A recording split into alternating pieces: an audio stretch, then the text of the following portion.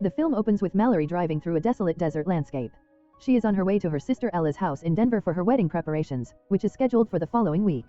It is clear that Mallory is feeling uneasy about the marriage, suggesting deeper issues with her fiancé. She video chats with Ella, who hasn't bought her plane ticket, urging Mallory to be certain about her decision. Mallory feigns happiness and quickly ends the call, keeping her true feelings concealed. Seeking a faster route, she turns off the main highway onto a service road, but her journey is abruptly halted when her car breaks down.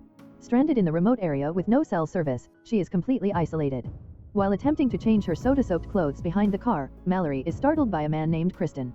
He approaches, expresses sympathy for her situation, and immediately sets about fixing her vehicle.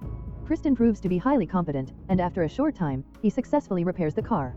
Deeply grateful, Mallory thanks him profusely and offers him payment, which Kristen graciously refuses, stating her gratitude is sufficient.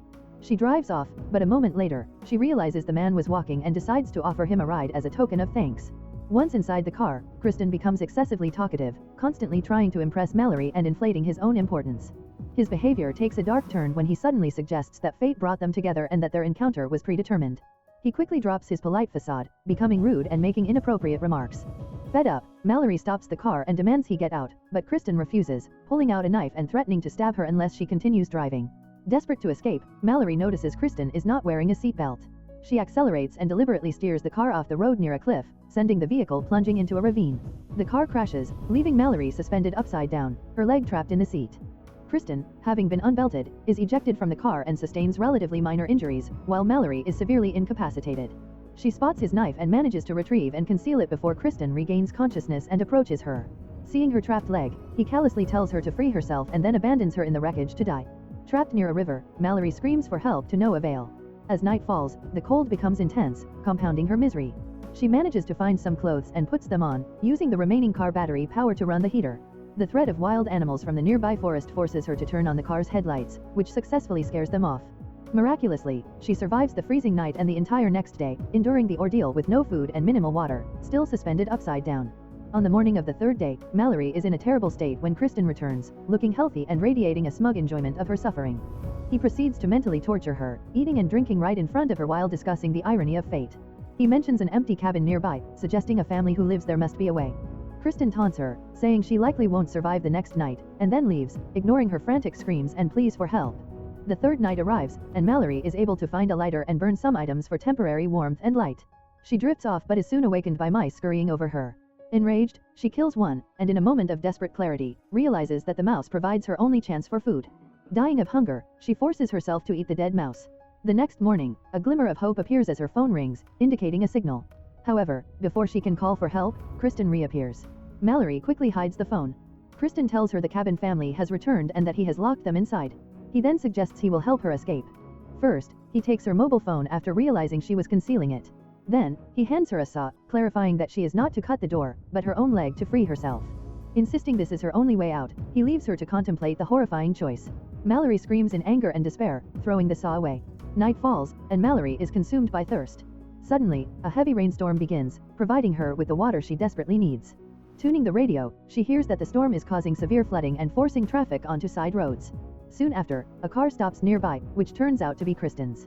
As he approaches, Mallory formulates a plan. She smears the mouse's blood onto her leg, faking her own death from bleeding out after attempting to cut her leg. Kristen checks her with a flashlight, and as he leans in, Mallory stabs him with the concealed knife, grabs his car keys, locks the car door, and throws the keys into the darkness. She waits, hoping someone will spot the stopped car. Moments later, a police car approaches. As the officer steps out, Mallory screams, but her voice is lost in the thunder of the storm. Kristen, meanwhile, convincingly feigns being an innocent man injured in the storm, asking the officer to drive him to the nearby cabin. The officer eventually hears something and attempts to investigate, but Kristen convinces him that the storm is too dangerous, and they should leave immediately. Mallory's screams remain unheard. The storm intensifies, and floodwaters begin dragging her car toward the river. Realizing she must escape immediately, Mallory considers Kristen's suggestion. The rising water makes it difficult to breathe. She attempts to cut her leg, making only shallow cuts. As the flood forces the car to move and plunge into the river, the door swings open, miraculously freeing her leg. Struggling to swim, she climbs out of the river, desperately seeking medical aid and escape. Unable to walk properly, she uses a piece of wood as a crutch. Not far away, she sees a cabin and hears screams. Heading toward the sound, the wood gets caught in a bear trap, but she narrowly avoids it. Remembering Kristen's earlier words about the cabin, Mallory becomes certain he is inside. She cautiously circles the cabin and witnesses Kristen, now wearing the police uniform, murdering the officer who helped him, and holding a young girl hostage, having already killed the family. She picks up the policeman's gun, sneaks inside, and attempts to free the girl while Kristen plans his next move. Hearing his approaching footsteps, Mallory hides. Kristen enters the room. She points the gun at him, threatening to shoot, but he attacks her. Mallory tells the girl to run, and she fights Kristen, managing to escape him. When Kristen enters the room again, she is gone. Mallory ambushes him from behind and pushes him off the second-story balcony. Kristen crashes to the floor, and his leg is caught and crushed in the bear trap. Mallory descends with the girl and throws Kristen his knife, telling him she is giving him the same chance he gave her. She mentions fate, echoing his earlier words, perhaps this was all meant to be when they first met. Kristen is left writhing in agony, contemplating her words as Mallory and the girl walk away down the road to seek help. If you enjoy watching this video, then subscribe to Angel Recaps for the latest movies explanation.